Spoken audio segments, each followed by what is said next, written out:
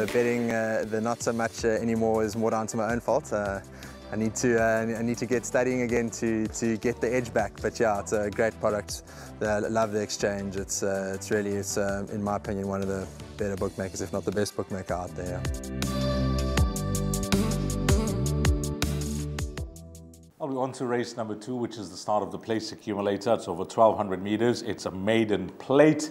And here you need to get your bets on about 12.55, 5 to 1.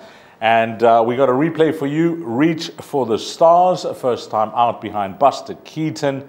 And that was on the 19th of December, followed by interviews with trainer Gard Puller, assistant trainer Mark Naidu, and assistant trainer Craig Udy.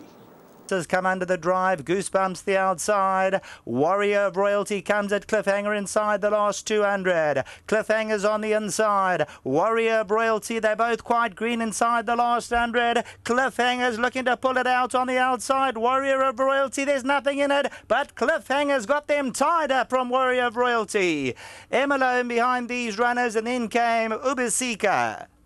Well, I don't think the draw is going to bother too much up the straight, but he's a very smart individual by the ill-fated Lancaster Bomber.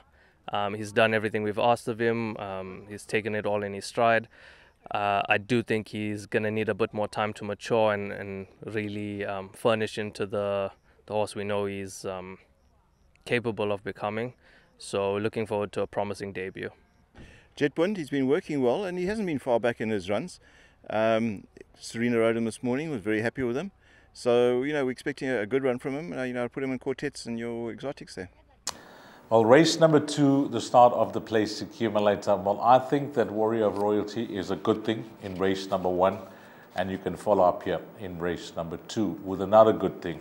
And I think a lot of respect for trifectas and quartets and exactas and whatever you're playing with number 1, Cotton Ron, who's come along nicely with the blinkers. Adabar from the stable of MJ Odendaal, although unfancied, put in a promising debut and did lose ground and ran a good race. The son of Rabada. Riley from the Gavin van Zane stable, you know, took a trip down to Cape Town and back in the province. Wasn't disgraced behind McCartney.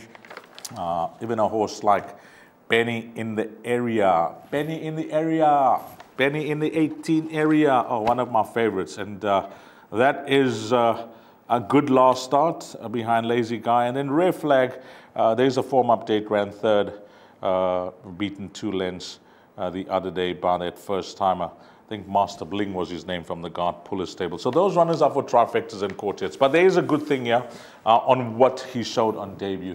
I think this horse will take a power of beating on the strength of his form lines, and that's number 11, Reach for the Stars. I'll read out the winners from that form line. 2nd, Roy's July Magic. 3rd, Captain Rocket. 5th in that race was Unsold Riddle. 6th in that race was Fine Admiral, who was a subsequent winner. And 7th was McCartney. All these runners have come out to win at their next start. I said Fine Admiral, a subsequent winner.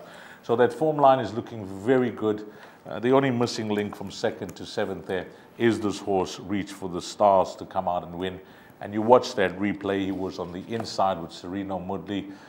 He seemed to be outpaced for most of the way, but as they got closer to the winning post over the final 100 meters, you could see that he was starting to find his feet and he was finishing strongly.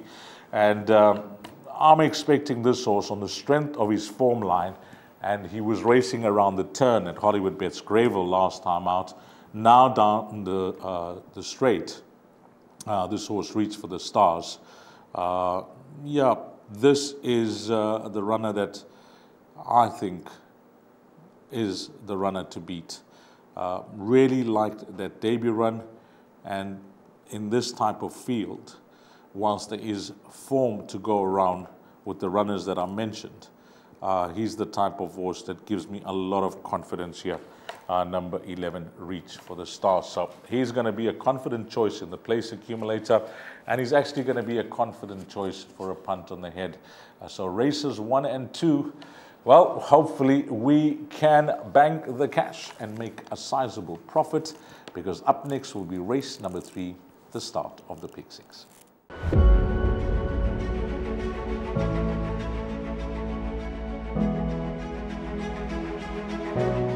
It's Donovan Everett from Cape Racing, and I'd just like to say it's an absolute pleasure to be involved with Intrabet and Cape Breeders in this golf day today here at Pearl Valley. It's fantastic for the industry to see all the relevant stakeholders coming down and having a good time and networking, and it's exactly what the industry needs right now in terms of moving forward and recreating some positivity to take us forward into the next year.